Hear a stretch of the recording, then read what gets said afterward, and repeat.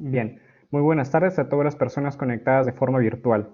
Hoy, jueves 13 de agosto de 2020, damos inicio a la conferencia virtual de la Facultad de Psicología de la Universidad Ricardo Palma, titulada La importancia de la psico-oncología en el Perú, a cargo del licenciado Rodrigo Alvítrez Vidal, quien es diplomado en psico-oncología y cuidados paliativos y fundador de la Asociación Voluntarios por Ti. Doy el paso al expositor para comenzar con la conferencia. Buenas tardes.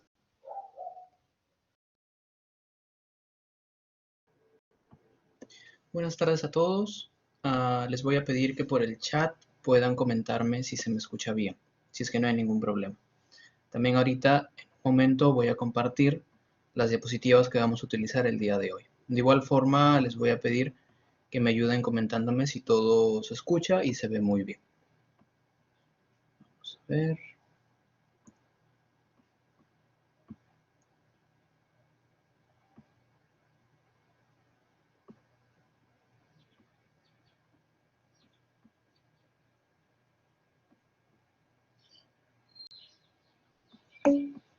Ajá. Listo. Vamos a ver el chat. Sí, se le ve y se escucha bien. Muy bien. Entonces, están viendo las diapositivas de aquí. A ver.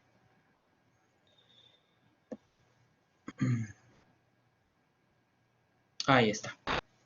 Bueno, les doy la bienvenida. El día de hoy es grato para mí estar aquí con ustedes. Es muy grato siempre poder volver a mi alma mater. Así como ustedes, en un momento de mi vida, pues también he estado del otro lado. También he estado como alumno y también pues he estado en la búsqueda de conferencias que me interesen, de conferencias que puedan aportar a la visión que yo tengo o bueno, a la visión que yo quiero formar como psicólogo para mí mismo. Como saben, el día de hoy vamos a tocar un tema que a nivel personal es un tema que tiene mucho sentido para mí, la psico-oncología. Y específicamente vamos a tocarlo desde la arista de la importancia de dicha especialidad en nuestro país. El gran reto que yo tengo el día de hoy para con ustedes es que en 45 minutos pueda lograr fundamentar por qué es importante el desarrollo de la psico-oncología en el Perú. Y al término de estos 45 minutos en donde yo voy a exponer, vamos a tener una ronda de preguntas de aproximadamente a 15 minutos aproximadamente.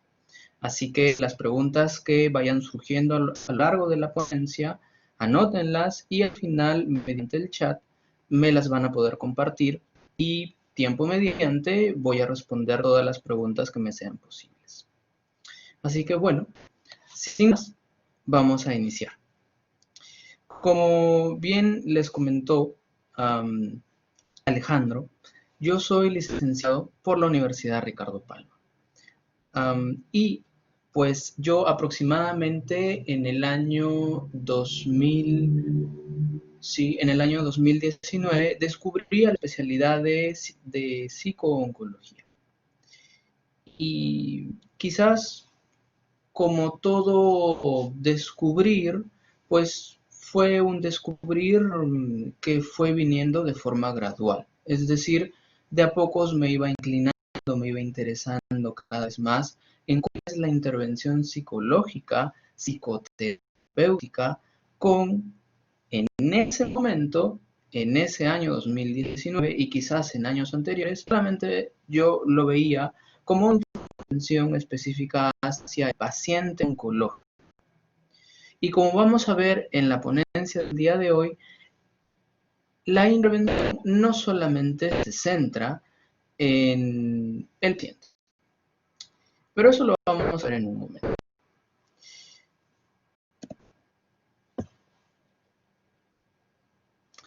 Cáncer. Cuando estamos hablando de psico-oncología, evidentemente vamos a estar hablando de oncología y de psicología. Y pues evidentemente al hablar de oncología vamos a tener que tocar este tema que muchas veces puede ser un tema complejo, un tema quizás hasta delicado de definir. ¿Qué es el cáncer? ¿Qué no es el cáncer?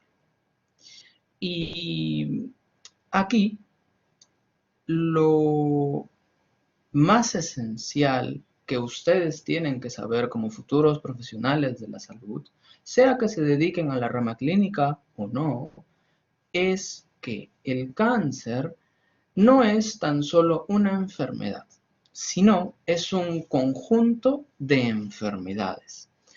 ¿Y cuál es la diferencia, Rodrigo? ¿Por qué no decir el cáncer es una enfermedad y no un conjunto de enfermedades? Pues como seguramente sabrán y quizás como de repente habrán escuchado testimonios de amistades suyas, de familiares de sus amistades o, por qué no, inclusive de propios familiares de ustedes, que hay más de un tipo de cáncer. Puede haber, por ejemplo, cáncer de mama, puede haber, por ejemplo, cáncer de próstata, cáncer al estómago, cáncer de colon, cáncer de cuello uterino, leucemia, linfomas, etcétera, etcétera, etcétera. Y cada uno de los tipos de cáncer va a tener una expresión distinta. Por eso es que la definición se hace de forma global. Es un conjunto de enfermedades. Y aquí viene lo interesante. Todas estas enfermedades, todo este conjunto de enfermedades van a tener algunos rasgos en común. Por ejemplo, las células cancerosas tienen en común que, digamos, dentro de un tipo de cáncer en específico, van a ser unas iguales a las otras. Es decir, por ejemplo, si yo tengo cáncer, voy a poner un ejemplo didáctico, si yo tengo cáncer aquí en mi dedo, sí, imaginemos que yo tengo un tumor en mi dedo. Si examinamos ese tumor en un microscopio, lo que vamos a descubrir es que todo este tumor que está encima de mi dedo va a tener, van a ser células idénticas unas a otras. Ahora, otra característica que se puede desprender de este ejemplo es que, digamos, mi dedo antes de tener cáncer era un dedo sano, ¿sí? Es decir, yo aquí en la punta de mi dedo tenía células epiteliales normales, digamos. Cuando desarrollo el proceso de cáncer, ¿qué es lo que ocurre? Las células de mi dedo, en este caso de la yema de mi dedo, que cumplían la función de ser la yema de mi dedo, van a perder dicha función. Es decir, la función para la cual originalmente fueron creadas, pues se va a perder y se va a convertir, como les comento, en este tumor que en este ejemplo me ha salido en mi dedo. Otra característica que las células cancerosas tienen en común es un término que quizás muchos de ustedes lo han escuchado. Es un término que quizás tiene mucha emoción dentro. Si ya de por sí hablar de cáncer puede ser complejo, puede ser delicado, puede ser muy difícil, cuando hablamos de esta característica que se llama metástasis, quizás puede ser mucho más difícil hacerlo, porque seguramente tendrán alguna idea de qué es la metástasis. La metástasis se refiere a que, digamos, si inicialmente yo tenía cáncer en mi dedo, mientras más avance la enfermedad, uno, sin ser diagnosticada a tiempo, o dos, si es que los tratamientos no han surtido el efecto deseado. Conforme pase el tiempo, las células cancerosas no solamente van a estar en la yema de mi dedo, sino van a ir migrando hacia quizás otra parte de mi cuerpo. A eso se le llama metástasis. Y hay dos tipos. Metástasis locorregional, es decir, las células cancerosas mudan, entre comillas, o se extienden hacia órganos adyacentes del órgano original, digamos, o hay otro tipo de metástasis llamada metástasis a distancia, que es el tipo de metástasis más complejo, más difícil de sobreponerse. Es decir, si es que yo tengo un tumor en mi dedo, un tumor canceroso en mi dedo, pues la metástasis a distancia podría ser expresada en que ya no solamente tengo cáncer en mi dedo, sino también tengo cáncer de próstata. Como se dan cuenta, son dos órganos, son dos partes de mi cuerpo que están muy lejanas entre sí. ¿Y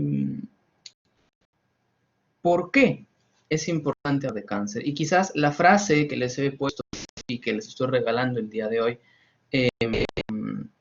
pues por Mindy Sterling nos puede ayudar a darnos cuenta cuán necesario es hablar sobre cáncer.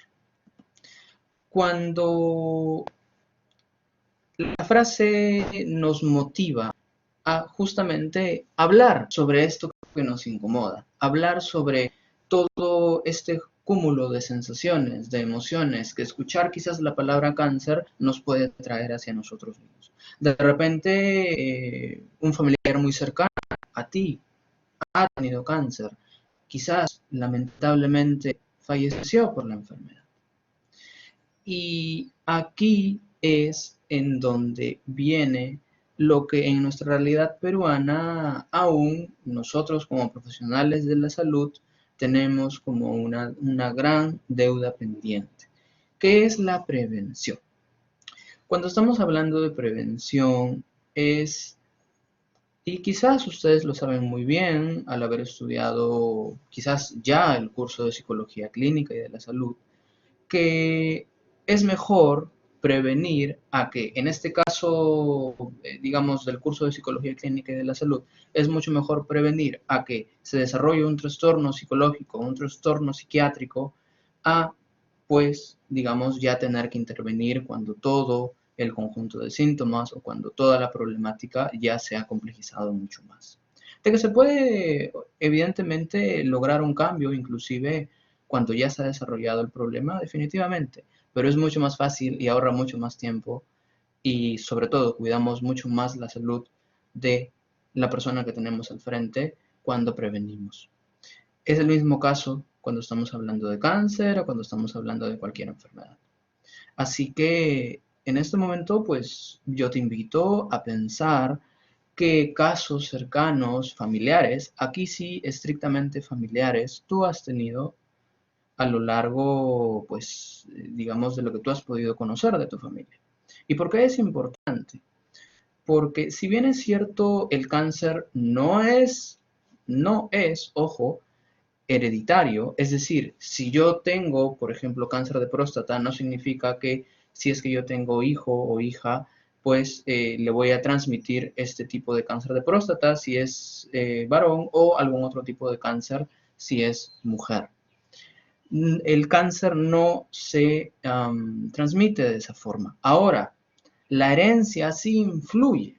Es decir, no es que sea determinante que yo haya tenido cáncer para que mis hijos puedan desarrollarlo, pero sí puede influir. Es decir, digámoslo así, es como que te acerca un poquito más a que tú estés un poquito más predispuesto a desarrollar la enfermedad.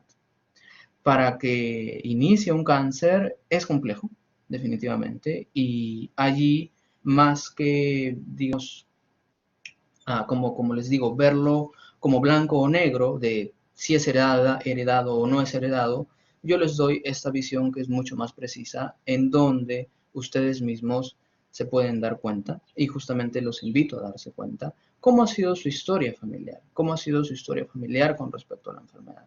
Porque aquí, ustedes escuchándome, aquí es en donde yo también puedo dar mi grano de arena en pos de esta prevención que yo, pues, con pues, tanta energía o con tanta emoción les estoy comentando. Ya que si es que existen antecedentes, nunca está de más consultarlo Y nunca está de más consultar cuán necesario y en qué momentos, a partir de qué edades, es prudente de que tú te realices un chequeo preventivo.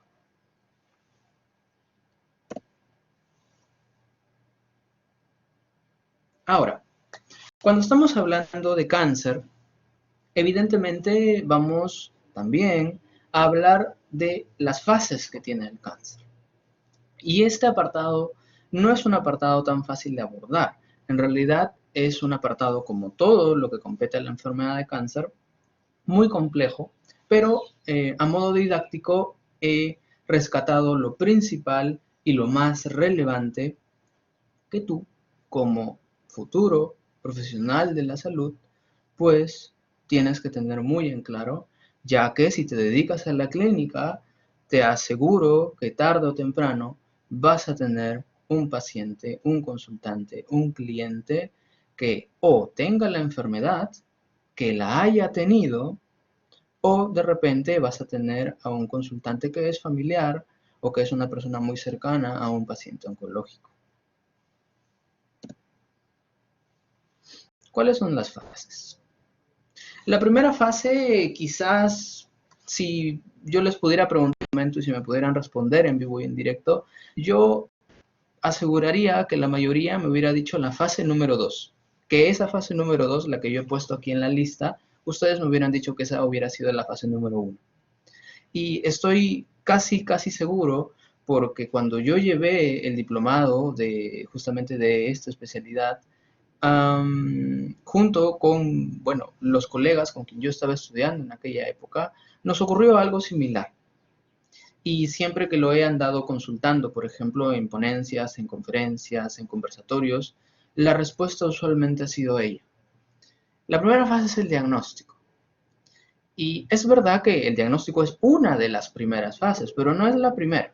Y aquí es en donde yo también vengo quizás con mi banderita, por así decirlo, a desmitificar ello. ¿Y por qué es tan importante desmitificarlo? Porque es verdad, la fase de diagnóstico es muy importante, no la estoy minimizando. Es una fase, es una de las fases más importantes a lo largo de todo el proceso, porque depende mucho de cómo la persona, de cómo el paciente oncológico y su familia y las personas significativas para el paciente oncológico, pues empiezan a afrontar a la enfermedad. Empiezan a afrontar no solamente a la enfermedad en un sentido médico, sino empiezan a afrontar a la enfermedad en un sentido social, por ejemplo. De repente van a haber cambios laborales, de repente van a haber cambios en donde el paciente oncológico se va a tener que mudar de casa, de repente va a tener, imaginemos, problemas de pareja, etcétera, etcétera, etcétera. Es decir, la fase de diagnóstico sí es muy importante. Ahora, ¿a qué me refiero yo con desmitificar que la fase de diagnóstico no es la primera? Como pueden ver en la diapositiva, yo he puesto que la primera fase es una fase llamada prediagnóstico. ¿Y por qué es tan importante? Porque usualmente es una fase que no se toma en cuenta. Y nosotros, como psicólogos clínicos y de la salud, tenemos que poner la lupa en donde quizás otras profesiones no lo hacen. Porque nosotros, pues, evidentemente vamos a ser los expertos en la conducta humana. Ahora, pero Rodrigo, ¿qué es la fase de prediagnóstico? Por ejemplo, imaginemos que yo me voy a hacer un examen de próstata. ¿Sí? Imaginemos que yo ya lo he estado haciendo anualmente desde buen tiempo, nunca he tenido ningún problema. Sin embargo, este año, cuando yo voy a hacerme mi examen de próstata, me dicen como que un resultado, es decir, el resultado que me dan no es un resultado definitivo en que no tengo cáncer de próstata o en que sí tengo cáncer de próstata. Es decir, me tienen que hacer más estudios porque quizás han salido algunos indicadores en donde eleva la sospecha de que quizás yo sí tuviera desarrollado este tipo de cáncer. Ahora, cuando a mí me dicen, Rodrigo, vamos a tener que hacerte más pruebas porque hemos encontrado algunas sospechas de que hayas podido estar desarrollando este tipo de cáncer. Bueno, allí desde ese punto, desde cuando a mí el médico me dice, Rodrigo, quizás tengas cáncer, desde ese momento estoy en la fase de prediagnóstico, porque es una fase en donde uno, para empezar, yo tengo una gran incertidumbre en, pues, si tengo la enfermedad o no, si voy a tener que hacer grandes cambios en mi vida o no, si voy a tener que pedir préstamos para solventar el tratamiento de mi enfermedad, si voy a tener que moverme, por ejemplo, dentro del seguro social para intentar tener un tratamiento por esa vía, etcétera, etcétera, etcétera. Y como se dan cuenta, es una fase que sí, es a veces difícil de identificar, pero si nosotros vamos ya con esta lupa, si nosotros vamos en la búsqueda de este tipo de fases, créanme que lo vamos a encontrar. Y no hay nada mejor, como dije al inicio, que prevenir también desde el lado psicológico, en iniciar toda esta intervención lo más temprano posible. Porque ¿qué pasa si yo en verdad sí tengo cáncer? ¿Y qué pasa si hipotéticamente a mí me comenzaron a atender, me comenzó a atender un psicólogo desde la fase de prediagnóstico? Se dan cuenta cuán útil puede ser si es que se llega a esta fase de diagnóstico en donde mi afronte va a salir a relucir. Ya, digamos, he empezado la carrera con, digamos, con minutos, con horas antes de que oficialmente inicie. Y pues la psiconcología, como les comento, da mucho énfasis en esto, en la prevención. Ahora, ¿qué otras fases hay? Estamos hablando de la fase de tratamiento. La fase de tratamiento la voy a decir muy brevemente. Ustedes quizás conocen algunos tipos de tratamiento. Existe la quimioterapia, que es la forma de tratamiento más conocida. Existe también la radioterapia. Existe la hormonoterapia y también la cirugía. Y dependiendo de qué cáncer uno tenga, dependiendo de en qué fase se encuentre, pues el oncólogo o el equipo de salud va a elegir la mejor alternativa para cada uno de los casos que se presenten.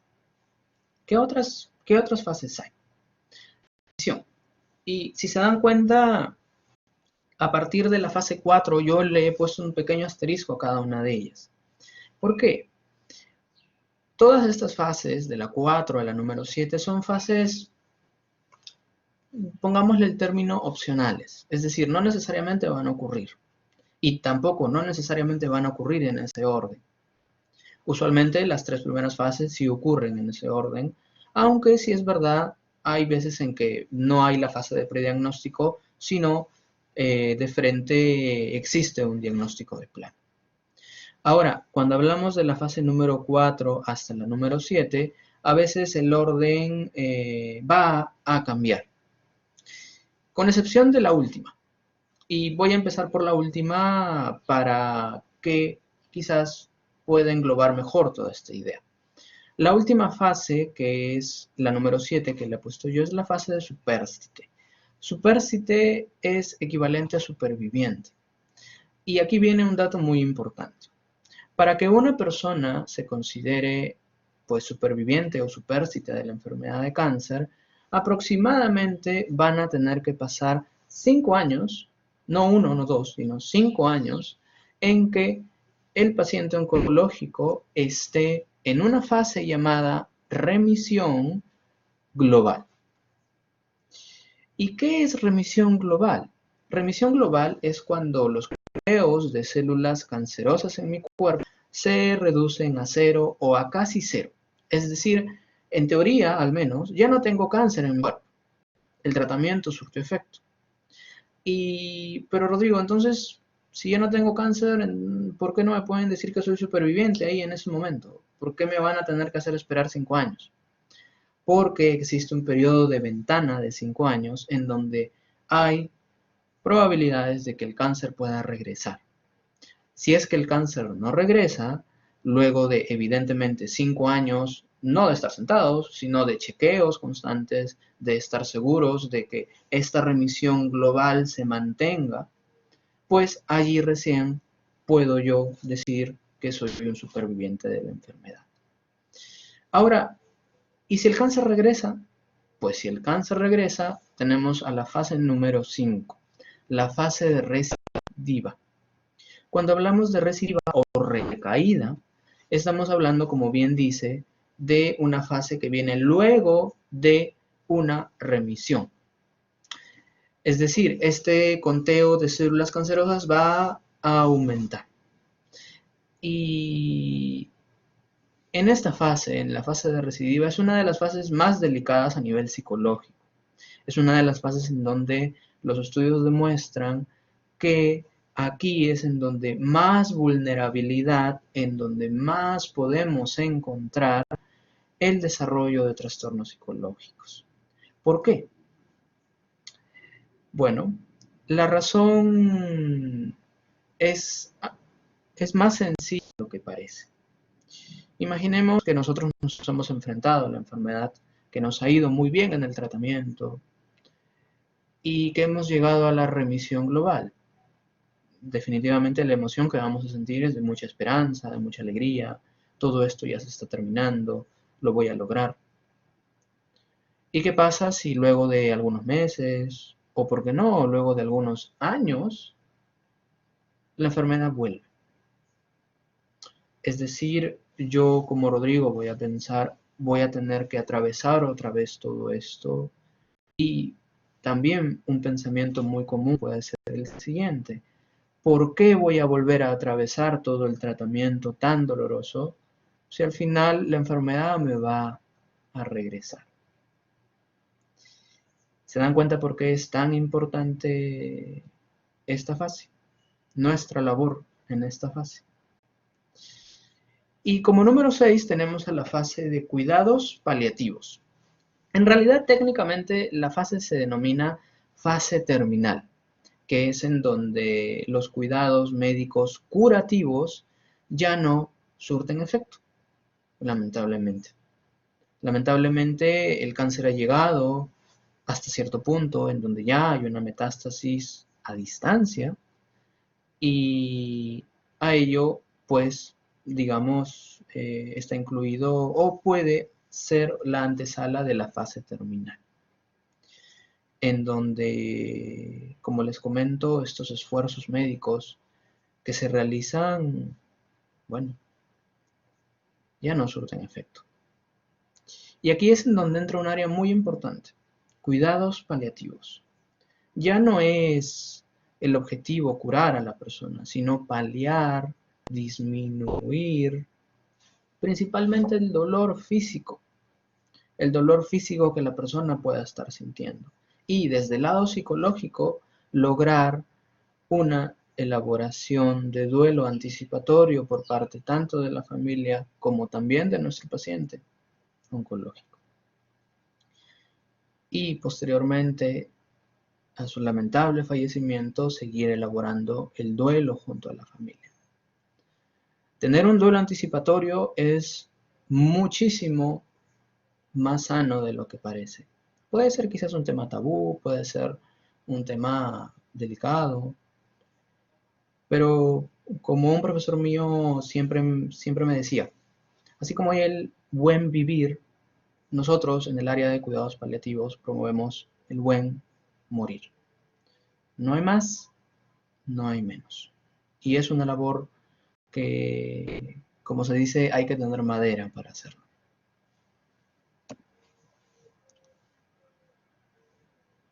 Muy bien, nos quedan 15 minutos en la ponencia.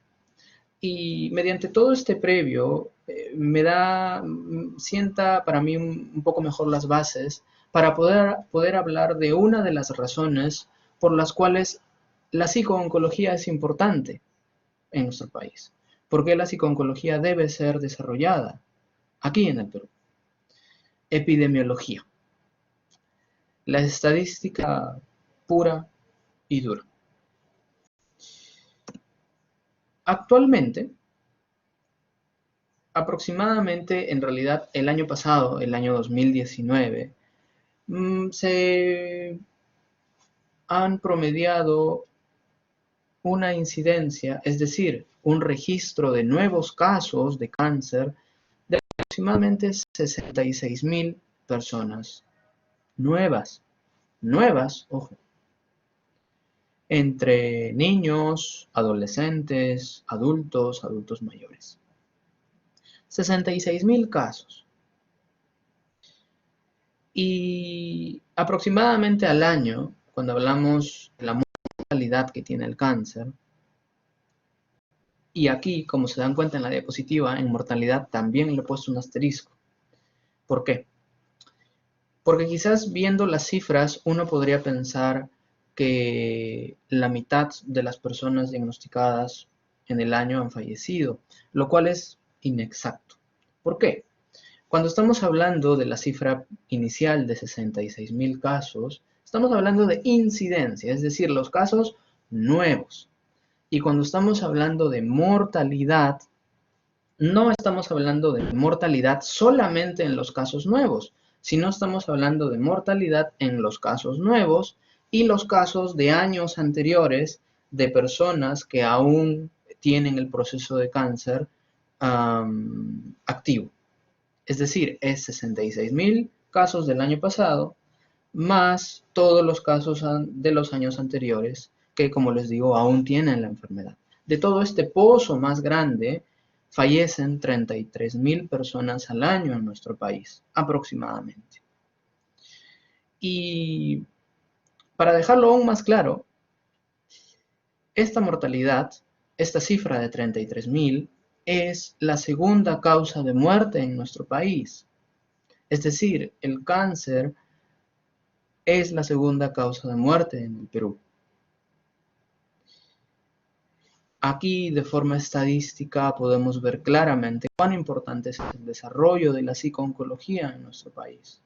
Al año aproximadamente existen 66.000 nuevos casos, 66.000 nuevas familias que van a necesitar un acompañamiento psicológico, una terapia psicológica, sea individual, sea familiar. Y qué importante que nosotros como profesionales de la salud estemos listos para su intervención. Como ven, también les he puesto los tipos de cáncer más comunes en nuestro país. Esta es una estadística de aquí del Perú. En hombres, los más comunes son el cáncer de próstata, estómago y pulmón.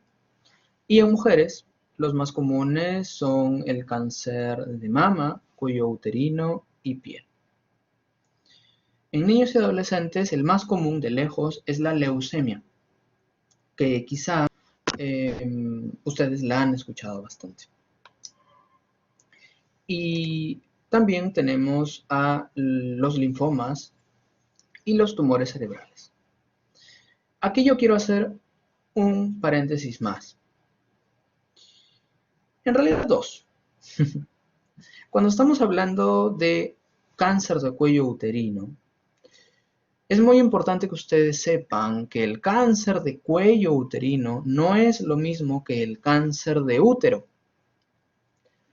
Y es muy importante que lo sepan porque, digamos, al momento de la intervención, al momento en el que ustedes puedan buscar información oncológica de los tipos de cáncer, en cómo se expresan, o, ¿por qué no?, investigaciones desde la psico-oncología en muestras de mujeres con cáncer de cuello uterino, pues es muy importante que sepan esta diferencia. El cáncer de cuello uterino, como bien dice su nombre, es un cáncer que se desarrolla, digamos, en el exterior o en el inicio del útero. En cambio, el cáncer de útero sí es un cáncer que se desarrolla en las paredes más profundas del útero, en el endometrio.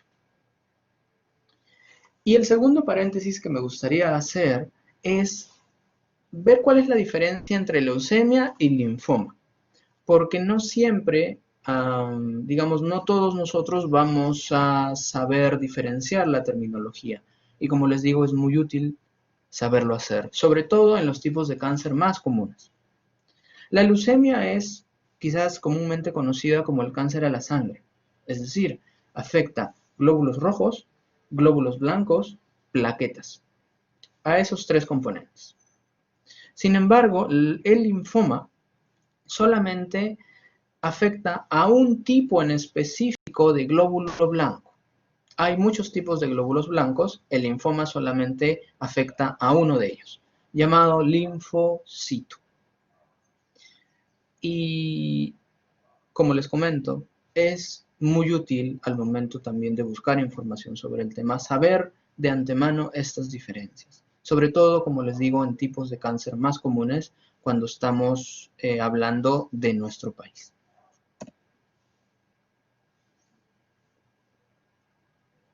Muy bien. ¿Qué es la psicooncología? La psicooncología es una especialidad de la psicología clínica y de la salud.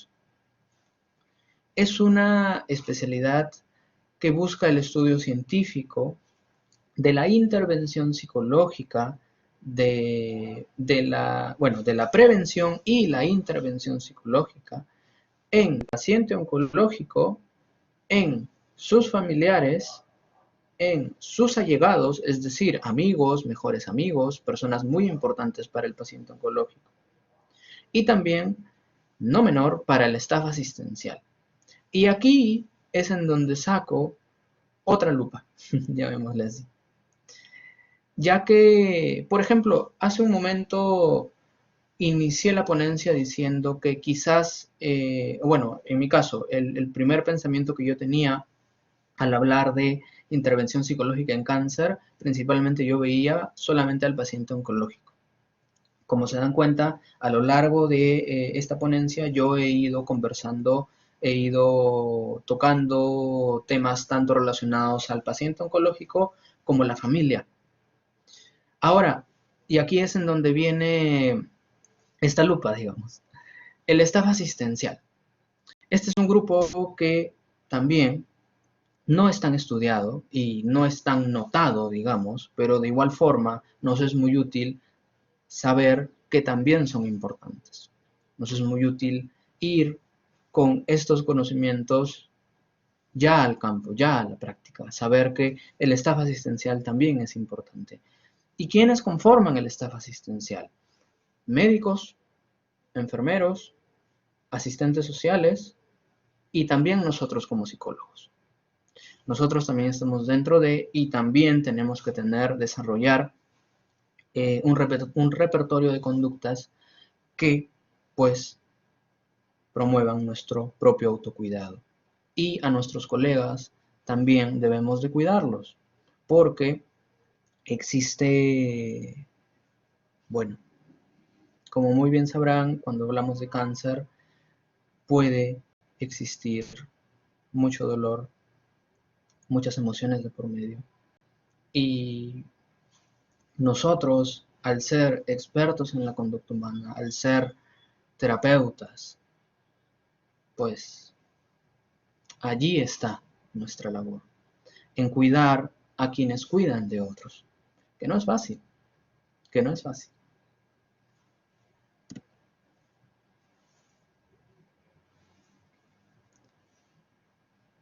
Ajá. Ahora, cuando estamos hablando de objetivos, diría yo que lo principal es lograr, hay dos objetivos principales. Hay más, evidentemente, pero los principales son dos. Uno es que nosotros como psicólogos fomentemos la adherencia al tratamiento médico de nuestro paciente oncológico para con su, como bien digo, tratamiento médico. ¿Y cómo se hace eso?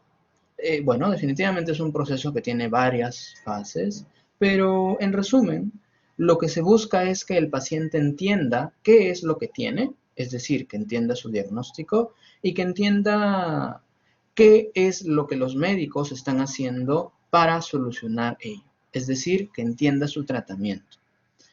Esto es algo quizás, si pudiera conversar con ustedes, me dirían, oye, pero esto es algo lógico, o sea, ¿Quién no va a querer entender, ¿no?, qué es lo que tiene? Pero ocurre. Y a veces ocurre, por un lado, de repente la misma persona no quiere, digamos, conocer muy a fondo qué es lo que le está ocurriendo, por miedo a saberlo, que es algo normal, es algo humano que puede ocurrir. Y a veces, por otro lado, porque de repente no hay una buena comunicación entre paciente y médico. A veces de repente el médico habla de forma muy técnica y el paciente no entiende, entonces el mensaje no llega. Es allí en donde nosotros tenemos estas dos bases, de donde nos podemos catapultar para que el paciente pueda lograr esta tan ansiada adherencia. Porque al final del día pueden haber muchas opiniones y podemos quizás conversar largo y tendido de los tipos de tratamiento que existen. Pero el tratamiento médico va a ser el tipo de tratamiento que más probabilidades de supervivencia le va a dar a la persona. Y eso sencillamente es así. Y nosotros como profesionales de la salud debemos saberlo y debemos tenerlo muy en cuenta al momento de realizar nuestra intervención.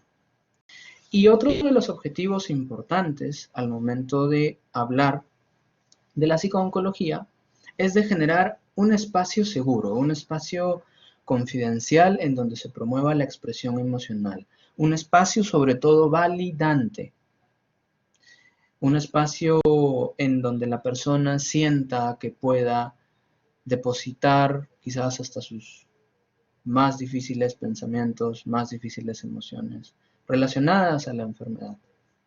Porque es un proceso duro, es un proceso difícil, en donde, si bien es cierto, el cáncer ya no es sinónimo de muerte, quizás muchas décadas atrás sí lo era, ahora ya no es sinónimo de muerte, pero sí, evidentemente, va a dar mucho miedo de que el cáncer avance y de que, pues, lamentablemente estemos con mucho riesgo de fallecimiento. Y ahí es en donde entramos nosotros.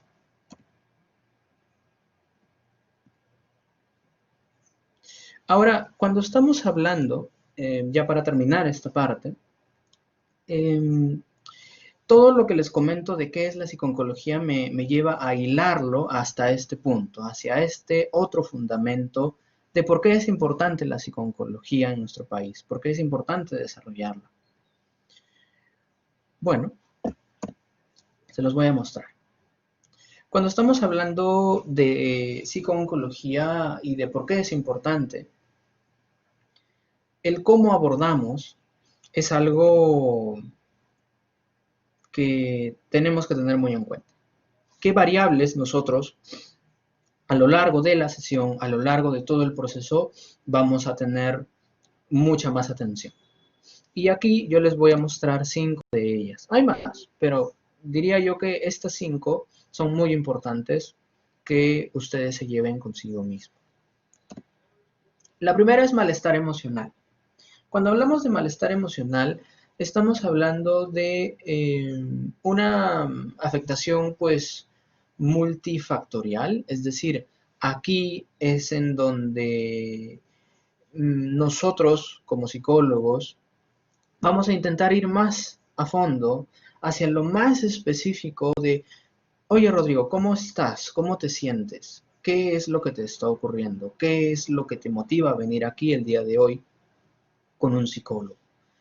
Y aquí, como les comento, y se enlaza con lo que comenté hace un momento, vamos a tener quizás miedos más profundos de la persona.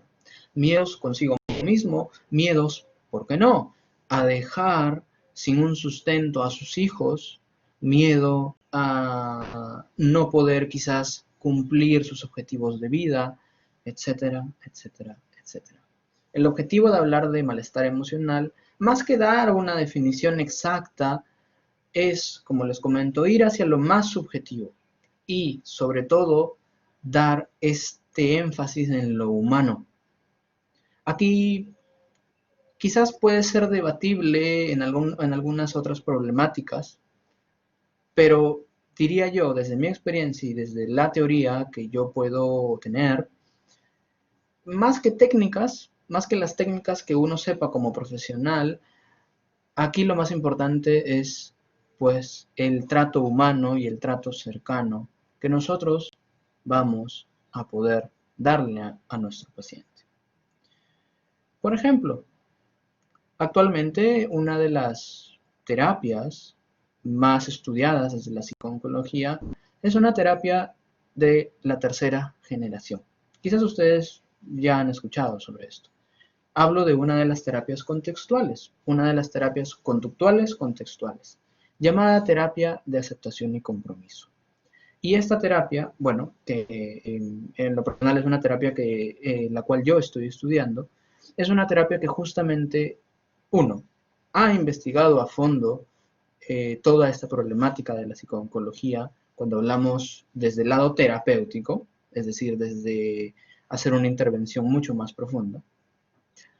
Y lo que se busca, por ejemplo, es abordar el sufrimiento de la persona, abordar cómo está sufriendo la persona por lo que le está ocurriendo y ver cómo lo podemos acompañar en ese proceso.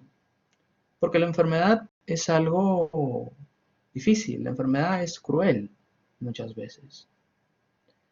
Y allí es en donde nosotros como profesionales también debemos estar pues debidamente capacitados. Y bueno, un mero ejemplo es esta terapia de aceptación y compromiso. Que digamos, claro, hablar de en sí mismo de esta terapia sí es un poco largo, ¿no? Pero lo que se busca es flexibilidad psicológica. Es decir, no es que vayamos a luchar con este sufrimiento que la persona tenga. No se trata de eso, no se trata de erradicar ese sufrimiento, porque de buenas a primeras ese sufrimiento siempre va a estar allí, de alguna forma. Puede estar escondido, pero ahí va a estar.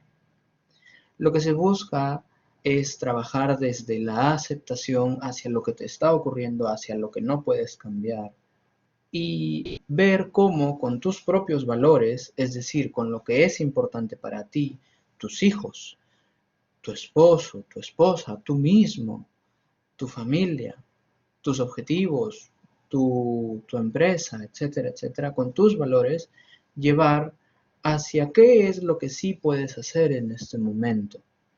Que si, digamos, en qué sí podemos redireccionar esta mirada de quizás un polo negativo desde solamente sufrimiento hacia, ok, sí, estoy sufriendo, sí. Y eso lo podemos trabajar en terapia, eso podemos trabajar el lado de aceptar, de, como les comento, de aceptación en el yo aquí, ahora, redireccionándolo hacia esto que es importante para mí. Porque al final del día, y es una reflexión que a mí me gustó bastante, al final del día, algo, por ejemplo, si yo tengo la enfermedad, y quizás si yo me centro exclusivamente en todos estos pensamientos, en todos estos miedos, en que quizás todo esto va a empeorar, quizás voy a fallecer, quizás voy a dejar pues solos a mis hijos, solos a mis familiares, etcétera, etcétera, pues al final del día también la vida se nos va a pasar, ya que lo que es importante para nosotros, quizás si bien es cierto, estamos sufriendo por ello, pero también nos toca en algún momento ver qué es lo que podemos hacer para darle sentido a pues este sufrimiento que tenemos con respecto a lo que es importante para mí. Es decir, yo, si para mí es importante mi familia, ¿qué es lo que me gustaría hacer el día de hoy con ellos? Me siento muy triste, me siento muy apenado, me siento con mucho miedo y ¿qué me gustaría hacer con ellos? De repente sencillamente salir a dar una vuelta por el parque, nada más, y luego irme a descansar. Pero ya me siento un poco más lleno, ya me siento, como les digo, no es que funcione, ok, ya no me siento mal, no, me sigo sintiendo mal, pero quizás me siento un poco más, con más, digamos, le he dado quizás un poco más de sentido hacia lo que estoy sintiendo. le da un poco más de sentido hacia lo que estoy viviendo. Y sé que el tiempo nos ha quedado cortos, pero de estas variables que les estoy poniendo aquí, diría yo que desde lo que es el malestar emocional es algo muy importante y muy primordial de tener al momento de nuestro abordaje. Así que, bueno, voy a leerlos, voy a leer sus preguntas y por aquí vamos a seguir conversando.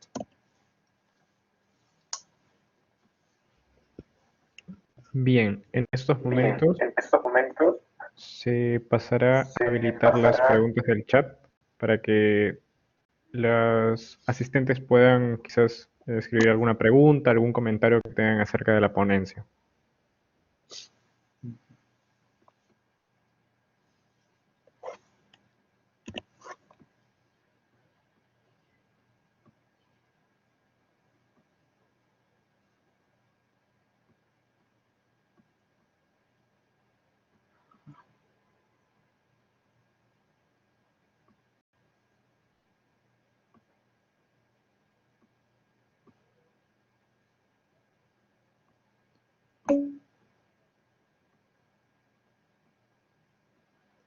Vamos a ponerlo así. Leí una pregunta por allí. ¿En qué consiste la terapia de aceptación y compromiso? Ajá, muy bien. Cuando estamos hablando de la terapia de aceptación y compromiso, pues vamos a estar hablando, como bien dije, de una terapia de tercera generación, una terapia conductual contextual. Y es una terapia que vamos a ver. Seguramente ustedes conocen las tres generaciones de las terapias conductuales. La primera generación, en donde se podría decir que podemos incluir a la terapia de conducta o a la terapia de modificación de conducta, con quizás muchas técnicas como la de sensibilización sistemática, ¿no? La segunda generación de las terapias conductuales podemos incluir a la TCC, es decir, la terapia cognitiva conductual, o como muchos les llaman, que es el nombre real, la terapia conductual cognitiva, y también, ¿por qué no?, a la TREC, es decir, la terapia racional emotiva conductual.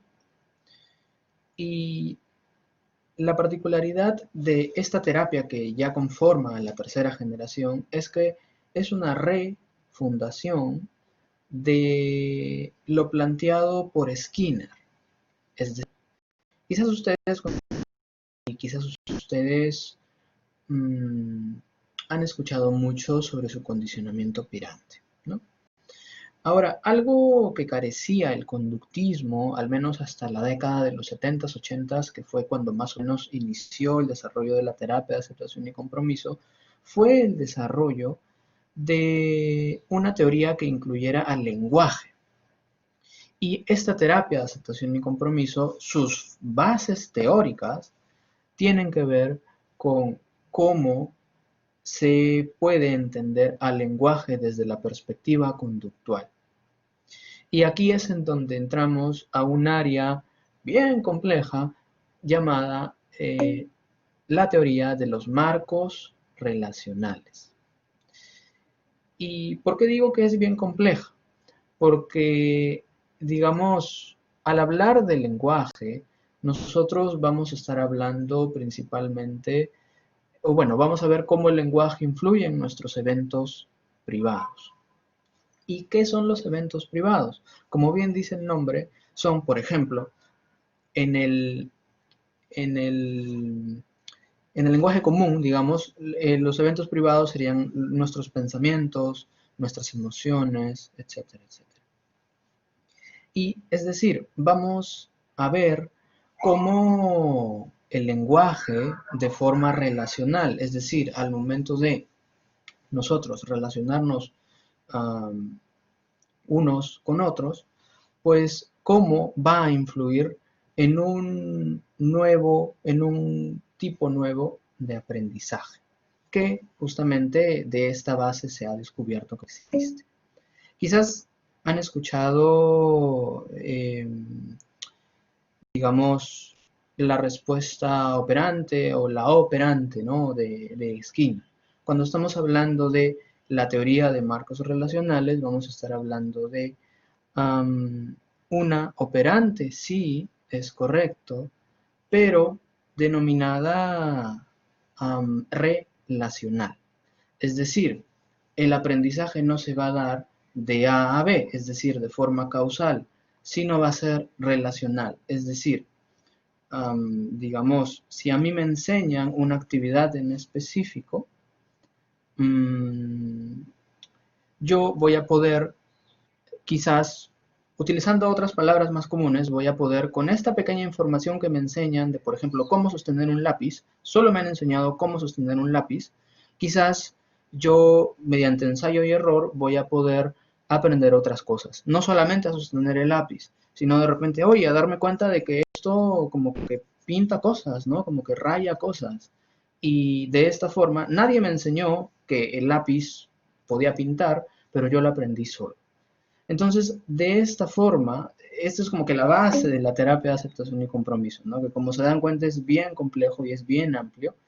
Y el objetivo es buscar este aprendizaje derivado, este aprendizaje relacional al momento de la terapia. Es decir, el repertorio de conductas que yo tengo, las habilidades que yo tengo hasta el día de hoy, ¿cómo puedo resignificarlas? ¿Cómo puedo quizás mediante un proceso que se busca de flexibilidad psicológica, es decir, de mis patrones o de mis creencias, flexibilizarlas, cuestionarlas, cómo puedo reaprender o cómo puedo, más que reaprender, cómo puedo aprender nuevas cosas? Y es en donde nos ayuda al momento de hablar de toda esta temática del sufrimiento. Espero haber podido haber resumido de forma clara o relativamente clara todo lo que es este tipo de terapia. Así que espero que haya quedado respondida de forma clara. Vamos a ver. Ajá. Otra pregunta.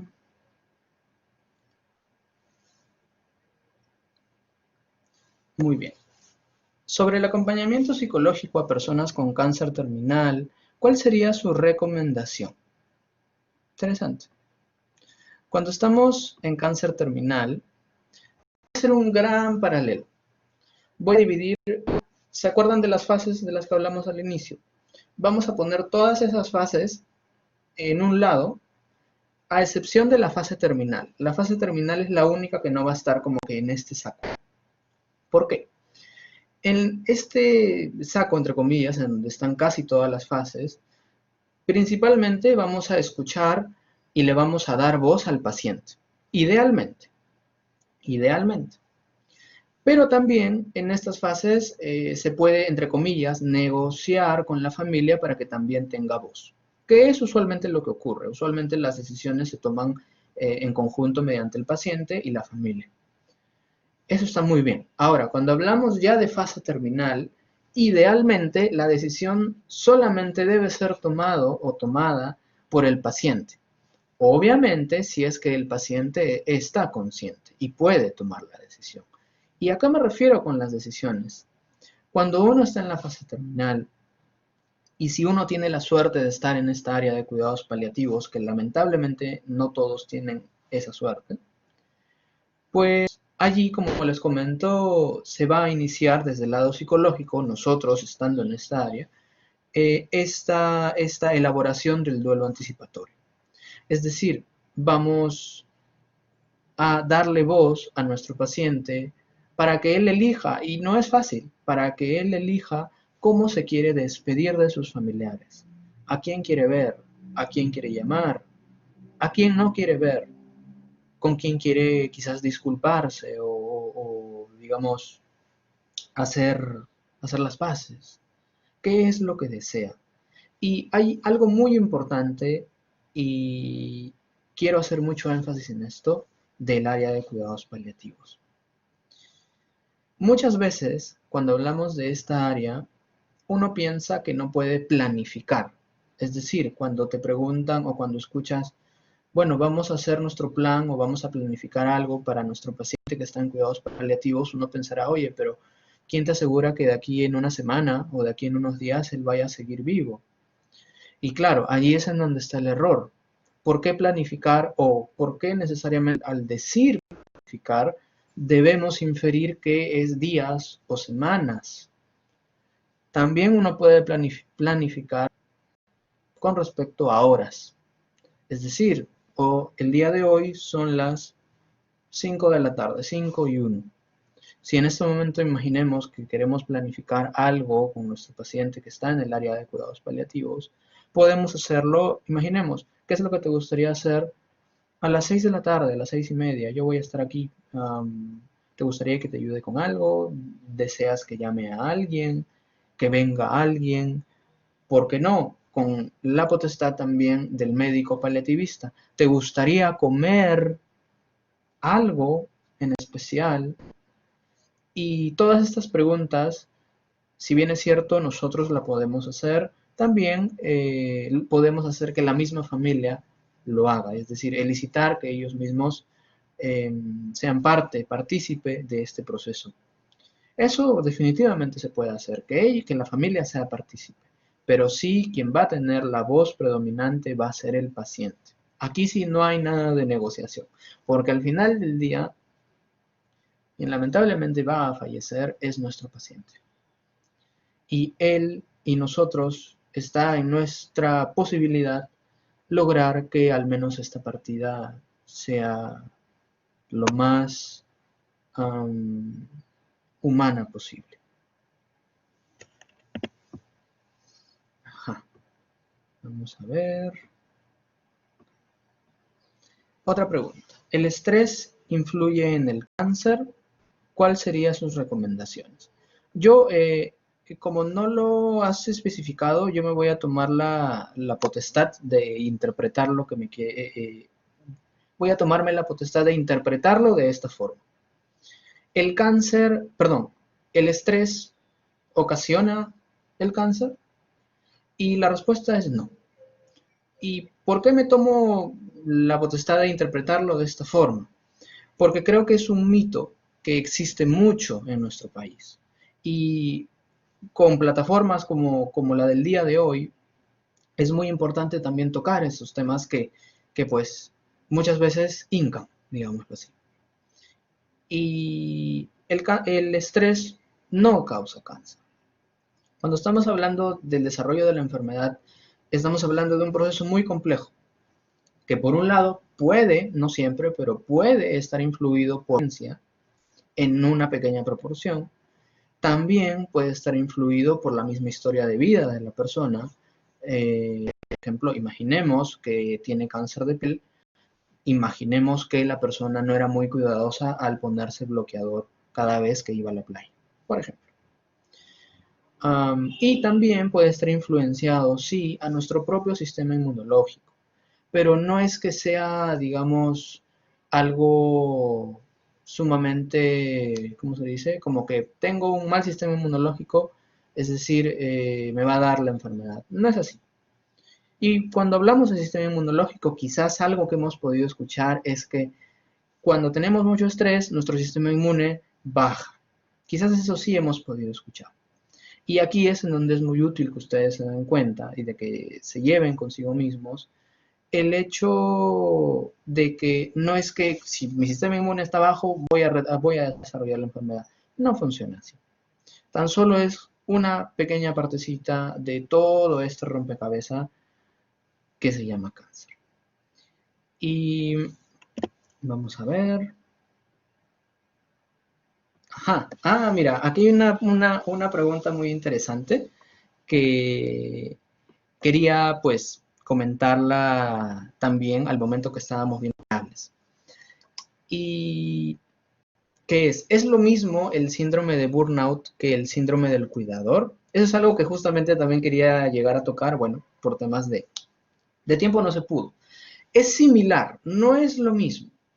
Am, Cuando hablamos del síndrome de burnout, estamos hablando específicamente de una población profesional. Es decir, por ejemplo, a un médico le puede dar el síndrome de burnout. Claro que sí. A un enfermero. A nosotros también.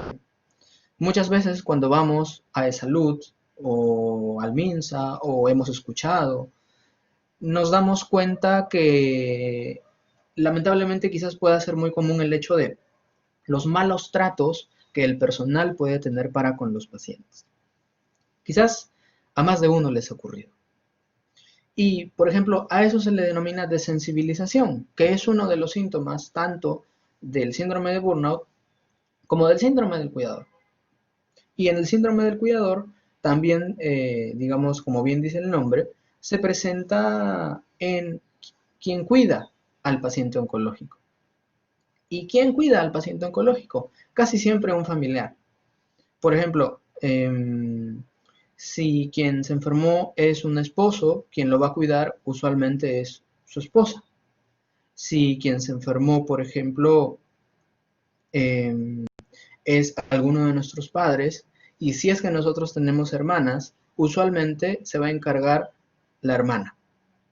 Y diciendo esto, no me refiero a que solamente las mujeres tienen o deben cuidar a las personas que tienen alguna enfermedad. Lo digo porque estadísticamente ocurre así, porque es una realidad que también, pues, cruda y dura, nosotros tenemos que tenerla muy clara. Eso ocurre. Es decir, cuando hablamos de cuidador, si buscan investigaciones con respecto a ello, van a ver que en su mayoría quienes se encargan de ese rol son mujeres, y usualmente son mujeres alrededor de los 30 años.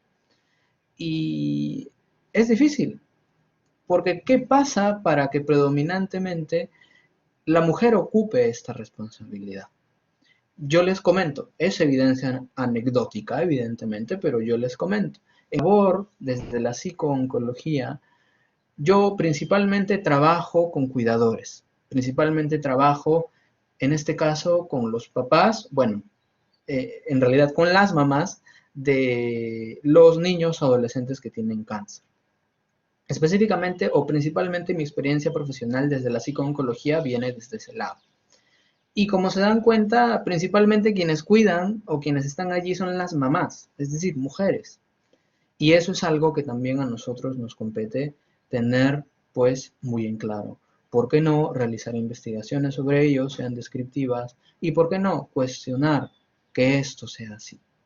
Porque, bueno, la responsabilidad en realidad es mucho mejor cuando es compartida. Y usualmente cuando hablamos de cuidadores, casi siempre recae en una persona. Y bueno, para terminar de responder la pregunta que me hicieron sobre el síndrome de burnout y el síndrome del cuidador, los síntomas son los similares, son similares. Bueno, en realidad son iguales los síntomas. El nombre cambia y la población a la cual nosotros vamos a observar cambia. Pero por un lado tenemos a la desensibilización, por otro lado tenemos al cansancio emocional y por otro lado tenemos a una baja interacción social. Y todo ello pues puede sumarse para que nuestra labor profesional o nuestra labor de cuidador no llegue a ser efectiva. Y en algunos casos también podemos llegar a tener algún tipo de malos tratos para con nuestro ser querido o para con nuestro paciente. Vamos a ver. Y hay una última pregunta. ¿De qué manera afecta a una familia al no llevar terapia por un familiar cercano con cáncer? Ajá. Vamos a ver. Cuando estamos hablando de, de cuán recomendable es llevar terapia familiar o no, yo siempre voy a recomendarlo. Yo siempre voy a decir que sí. Es mucho mejor prevenir a que no. Es mucho mejor enterarte a qué pasa si es que lo intento a que no. ¿Y qué tan recomendable es llevar terapia familiar? definitivamente muy alta. Va a depender, evidentemente, en qué fase se encuentre de la enfermedad. Como les comento, cada persona también afronta de forma distinta cada una de las fases. Y si estamos hablando quizás de un cáncer que está en una delicada, con mayor razón, asistir oportunamente nos puede dar estas herramientas que quizás no sabíamos con las que contábamos. Nos puede dar esta oportunidad de quizás también, ¿qué ocurre? Resolver conflictos familiares pospuestos, de, como se dice, poner todo sobre la mesa y también, bueno, llegar a tener una expresión emocional sana, que como les comento muchas veces no es el caso. Y dicho esto, otra de las terapias también que es muy estudiada dentro de lo que es psicooncología es la terapia sistémica. Y seguramente saben que la terapia sistémica incluye parejas e incluye familias. Y sí, definitivamente es algo muy importante. Y como digo, ¿es recomendable? Sí, siempre es recomendable. Siempre es recomendable.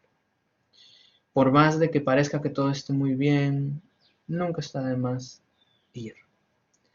Y si ya se evidencia que hay algún tipo de problema médico más grave, más complejo, si ya se evidencia quizás, ¿por qué no? Algún tipo también de conflicto dentro de la misma familia que pueda estar afectando a nuestro paciente o al cuidador o a la cuidadora, también es muy importante realizar este tipo de intervención oportuna. Me parece que hay una pregunta más. Sí, hay una más. A ver, ¿qué tipo de terapia debería buscar la familia cuando el paciente ya ha fallecido? Ajá, vamos a ver.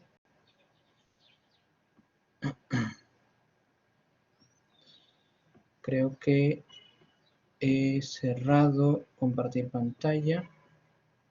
Vamos a ver, compartir. Importancia. Ajá.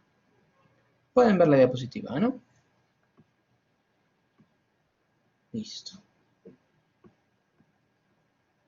Ok. Entonces, la pregunta es,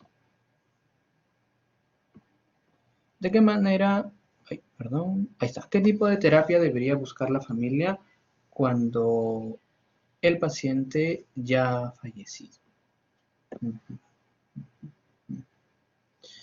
Aquí es en donde nosotros podemos, más que dar quizás un tipo de en específico, que hay varias que abordan el duelo, es muy importante, como digo, más que la terapia en específico, que sí, tengamos muy en cuenta cuán importante es acudir a una terapia, cuán importante es elaborar este duelo. Definitivamente todas las terapias a su manera van a abordar el duelo. Si me lo preguntan a mí en específico, claro, como saben, estoy estudiando la terapia de aceptación y compromiso y sé que el abordaje es un abordaje muy humano, es un abordaje muy cercano, en donde más allá de, como digamos, intentar que avances en tu proceso es, te voy a escuchar y voy a acompañarte hasta donde tú me dejes a elaborar tu duelo, a expresar lo que necesites expresar. Y es, creo yo, algo muy importante que a lo largo de todo este proceso se expresen todas las emociones, todos los sentimientos de por medio. Algo que les podría decir, dos cosas que les podría decir referente al duelo. Dos datos muy importantes que yo considero muy importantes. Cuando hablamos de duelo, podemos estar hablando de culpa. Si estamos hablando del cuidador, o de la cuidadora, vamos a hablar de culpa. ¿Y por qué culpa, Rodrigo? O sea, ¿qué es lo que ocurre en la persona para que se sienta de esta forma? O sea, al final del día ella ha estado esforzándose para ayudar a su ser querido. Cuando, como el cuidador ha estado a lo largo de todo este proceso, ha visto de forma cercana todo lo ocurrido, pueden ocurrir quizás dos cosas. Uno, que pueda pensar que no ha hecho lo suficiente para ayudar a su ser querido, es decir, algo le faltó a él o algo le faltó a ella para poder ayudar a su ser querido. Eso puede ocurrir. ¿Y qué, digamos, cuál es la otra causa, digamos? ¿O cómo se puede expresar de otra forma? ¿Qué pasa cuando una persona es tan cercana a todo este proceso y en definitiva a su ser querido fallece? A veces la persona cree sentir felicidad, y escuchen muy bien esto porque es algo que ocurre y es algo muy cierto, que es una confusión al momento de identificar las emociones. La persona quizás cree sentirse feliz porque su ser querido ha fallecido, y eso genera culpa también. Y muchas veces también acuden al psicólogo por lo mismo.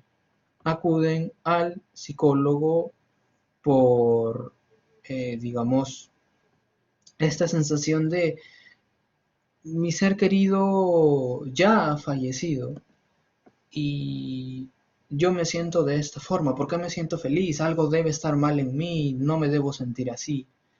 ¿Y qué es lo que ocurre? No es que sientan felicidad, y cuando ya lo examinamos mucho más a fondo, lo vamos a poder evidenciar. No es que sientan felicidad, lo que sienten es que toda esta carga que como cuidadores se habían puesto, toda esta mochila que habían tenido durante todos estos años, pues toda esta carga al fin me la puedo quitar. Siento alivio de que todo este proceso ya haya terminado y me duele mucho de que mi ser querido haya partido.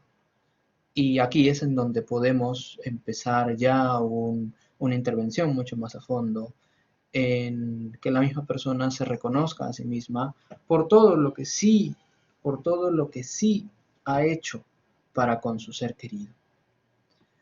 Y no hay nada más bonito que ver a una persona reconocerse a sí misma a lo largo de todo este proceso, a lo largo quizás de todos estos años, en donde se ha visto enfrascado, enfrascada en toda esta,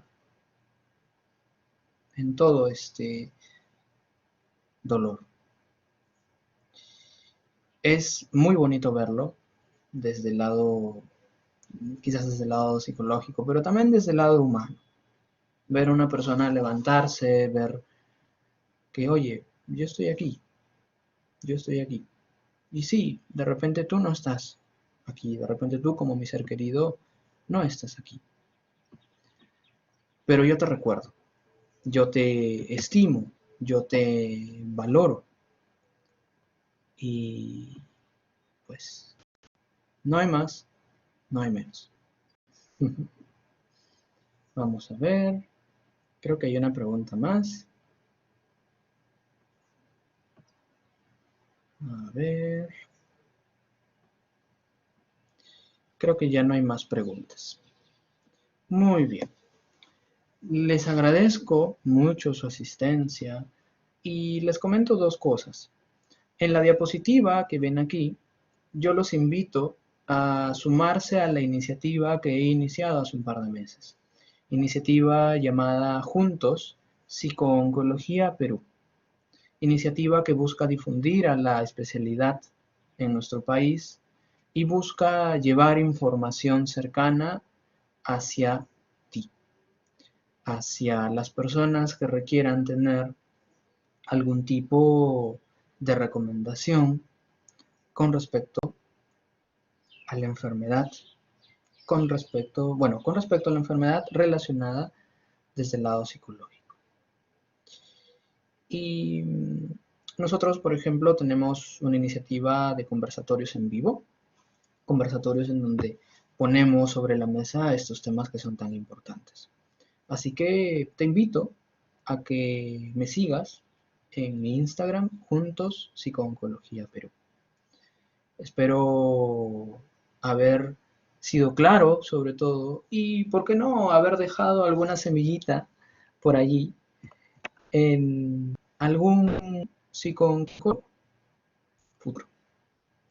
Y por último, también, si es que quieres ahondar un poco más en lo que es la psico-oncología, tienes mi correo, el correo que está allí en pantalla.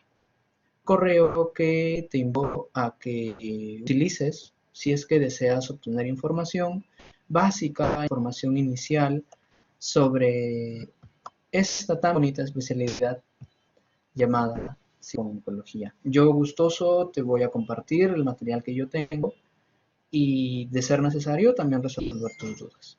Como sabes, yo también soy de la Richie, así que, futuro colega, aquí estamos. Te agradezco mucho otra vez el estar aquí y bueno, nos vemos en una futura presentación.